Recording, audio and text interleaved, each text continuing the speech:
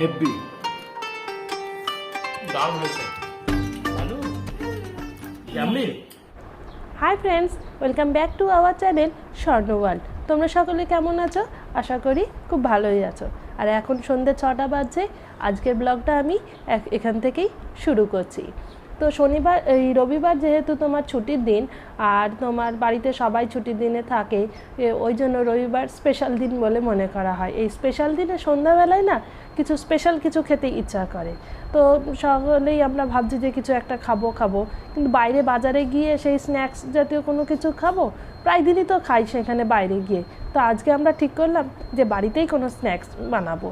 তো কী বানাই এটাই ভাবতে ভাবতে মনে হলো যে বাড়িতে মোটামুটি সব জিনিসই আছে, তাহলে একবার এগরোলটা পারি কিনা একটু ট্রাই করে দেখি। তাই আজকে এগরোল বানাবো ভেবেছি। আর কিভাবে বানাচ্ছি সেই রেসিপিটাও তোমাদের সঙ্গে শেয়ার করব। তো চলো দেখতে থাকো আজকের এই ভিডিওটা, আশা করি তোমাদের সকলের ভালো লাগবে।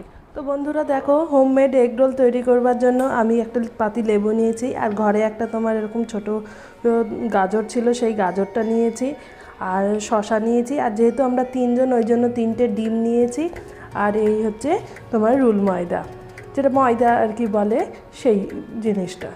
তো চলো এইগুলো সমস্ত কিছু কেটে নিই, তারপরে আবার তোমাদের সঙ্গে দেখা হচ্ছে। তো দেখো আমি এখন শসা গাজর এগুলো নিয়ে বসে পড়েছি, কাটতে শুরু করে দিয়েছি। এই সময় যখন কথা বলছিলাম তখন পেঁয়াজটার কথা আমার বলতে ভুলেই গেছিলাম, মানে আমি পেঁয়াজটা তখন নিইনি। তো এখানে কাটতে বসে মনে পড়লো যে একটা পেঁয়াজও লাগবে, তো ওই জন্য পেঁয়াজটাও নিয়ে নিলাম।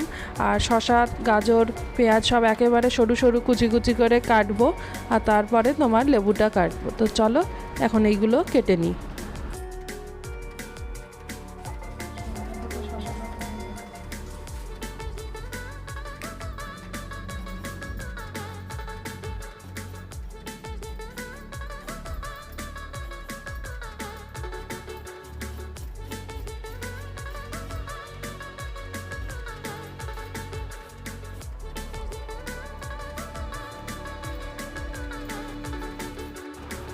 তো বন্ধুরা দেখো আমার শসা গাজর এগুলো সব কাটা হয়ে গেল, আর এই পেঁয়াজটা কাটছি এখন। পেঁয়াজটা না অত্যাধিক ঝাল ছিল, মানে পেঁয়াজটা কাটতে গিয়ে একটা পেঁয়াজ কাটছি তাতেই মনে হচ্ছে যেন চোখ দিয়ে একেবারে জল বেরিয়ে একেবারে যাচ্ছে, তাই অবস্থা হয়ে গেছে।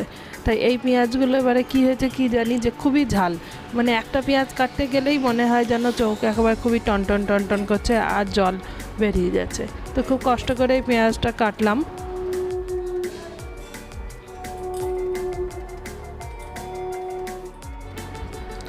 তো শসা গাজর পেঁয়াজ এগুলো তো সব কাটা হয়ে গেছে। তো তোমাদেরকে যে ময়দাটা দেখালাম সেই ময়দাটা আমি এখন মেখে নেব। তো ময়দার ভিতরে সামান্য পরিমাণে একটু নুন আর একটু তোমার তেল দিয়ে ওটা ভালো করে ময়াম দিয়ে নেব, আর তারপরে পরে ওটা জল দিয়ে মাখতে শুরু করব। মাখার পরে যখন মাখাটা কমপ্লিট হয়ে যাবে তখন 10 থেকে 15 মিনিট সেই ময়দা মাখাটা আমি ঢাকা দিয়ে রেখে দেবো।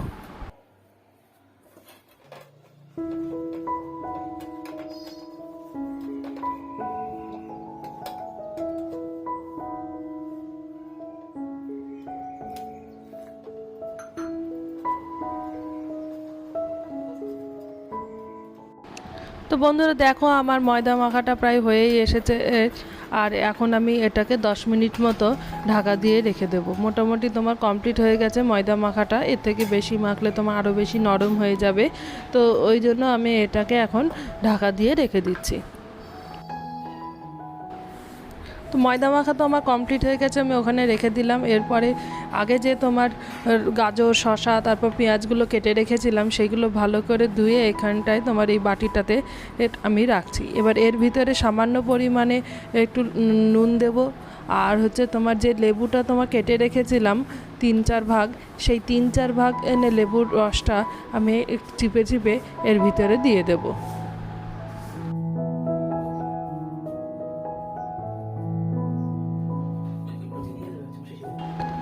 এবারে সব জিনিসগুলোকে ভালো করে আমি মিক্স করে নিচ্ছি একটা চামচের দ্বারা, কারণ হাত দিয়ে করলে কেমন লাগে দেখতে বা আবার কেমন খেতেও অনেকে যারা দেখবে আর কি তাদের হয়তো খেতে ইচ্ছা নাও করতে পারে। আর হাত দিয়ে করাটাও ঠিক নয়, কারণ হাতে যদি কোনো নোংরা টোংরা থাকে তাহলে সেইগুলো তোমার ওই ভিতরেই লেগে যাবে খাবারের ভিতরে। ওই জন্য আমি এটা চামচ দিয়েই এটা মিক্সড করছি।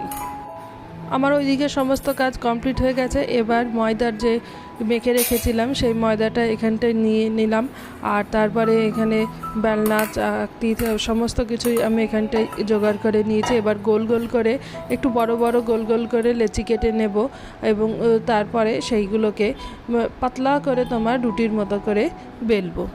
ময়দাটা যেহেতু একটু বেশি মাখা হয়ে গেছে ওই জন্য এগরোলের জন্য 3টে লেচি কেটে বাদবাকি ময়দাটা আমি ভালো করে এখানটায় রেখে দিলাম, কারণ অন্য সময় এটা আবার কাজে লাগবে।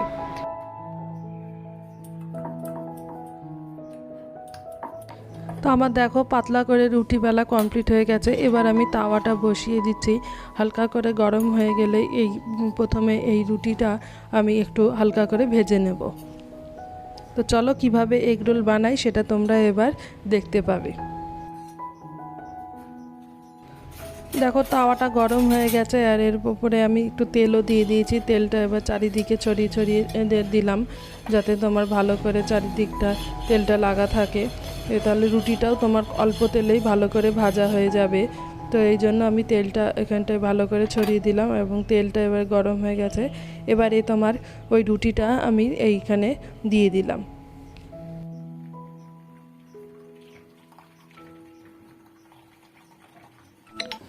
এই রুটিটা ভাজা হতে হতে আমি আরেকটা রুটি পাতলা করে গোল করে ওই দিকটায় বেলে নিচ্ছি। তাহলে কি হবে বলো তো, আমার তাড়াতাড়িও হয়ে যাবে আবার সুবিধাও হবে। ফালতু ফালতু দাঁড়িয়ে থেকে তো লাভ নেই। এটা প্রথম দিকটা হয়ে গেছে, এবার উল্টে দিলাম। উল্টে দিয়ে তোমার দ্বিতীয় দিকটা ভাজবো।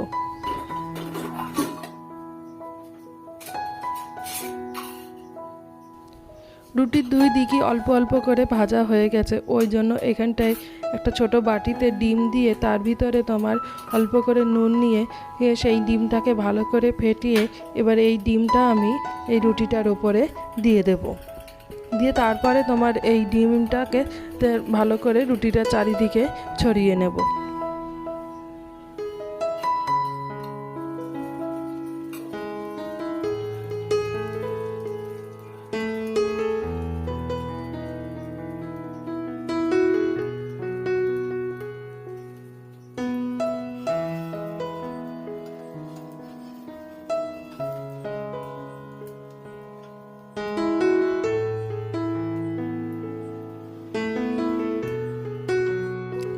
এই দিকটা আধ ভাজা হয়ে যাওয়ার পরে আমি এটাকে উল্টানোর চেষ্টা করছি।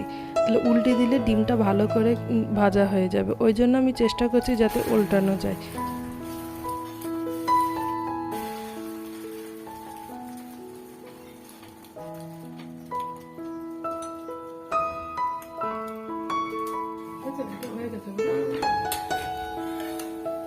তো দেখো এটা ভাজা হয়ে গেল, আর ওই জন্য আমি এটাকে এখানে তুলে নিলাম। আর দ্বিতীয় রুটিটা ভাজার জন্য তোমার চাটুতে তেল দিয়ে দিলাম।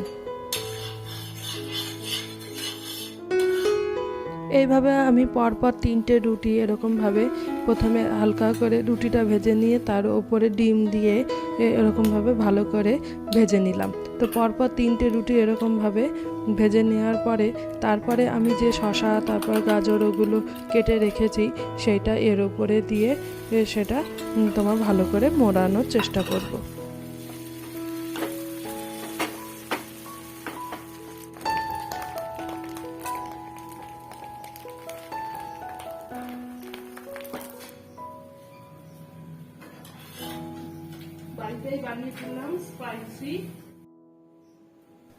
তো বন্ধুরা দেখো আমার এখানটায় 3টে রুটি ভাজা হয়ে গেছে। আর আমি তো তোমাদেরকে আগেই দেখেছি যে শসা গাজর পেঁয়াজ এগুলো তোমার ভালো করে মাখিয়ে রেখে দিয়েছি। এবার সেই মাখানো জিনিসটাই আমি এখানটায় লম্বা করে সাজিয়ে দেব। আর এরকমভাবে সাজিয়ে রাখার পরে এর ওপরে একটু করে সসও দিয়ে দেব। তো যা কিছু দেওয়া সব কমপ্লিট হয়ে গেছে, এবারে মোড়ানোর পালা। কিভাবে মোড়াবো সেটাই প্রথমে বুঝতে পারছিলাম না। আর এটা মোড়ানোর জন্য একটা তোমার কাগজ নিয়েছিলাম। তো রুটিটার নিচের দিকে তোমার এই কাগজটা রেখে দিলাম এবং তার ওপরেই রুটিটা রেখে এরকমভাবে মোড়ানোর চেষ্টা করছিলাম। তো প্রথম দিকে মনে হলো যেন কাগজটা সবটাই মোড়ানো হয়ে গেছে, দিয়ে তারপরে আবার ওইটাকে ঠিক করে মোড়ানোর চেষ্টা করলাম। তো যাই হোক, শেষ পর্যন্ত তোমার মোড়াতেও পেরেছি। আর পিছন দিকটা এরকমভাবে ভিতরের দিকে গুজে দিলাম। তো আমার এখন এগরোল, প্রথম এগরোলটা রেডি হয়ে গেছে। তো দেখো প্রথম এগরোলটা দেখতে কেমন লাগছে। ভালোই লাগছে, দেখতে তো ভালো লাগছে, এখন খেতে কেমন হবে পরে টেস্ট করলেই বোঝা যাবে। তো একইভাবে আমি আর দুটোকেও এরকমভাবে সাজিয়ে নিচ্ছি।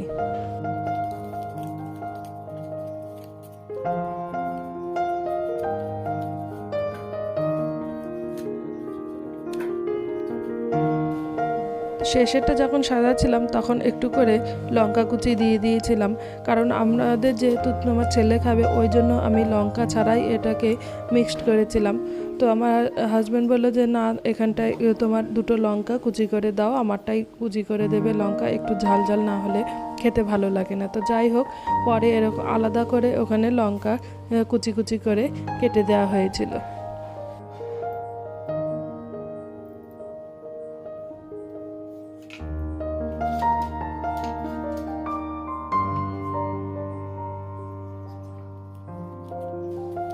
তো বন্ধুরা দেখো, আমার 3টে এগরোলই কমপ্লিট করা হয়ে গেছে।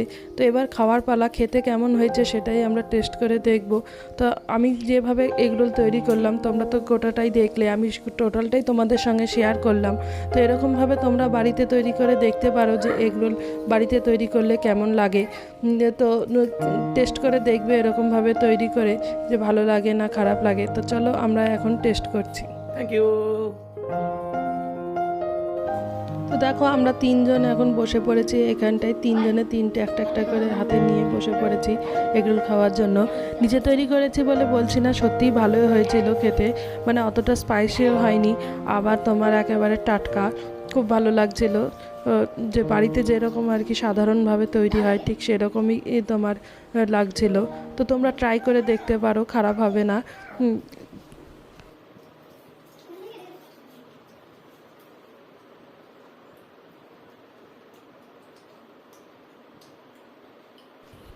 তো বন্ধুরা, আজকের ভিডিওটা কেমন লাগলো তোমার অবশ্যই জানাবে।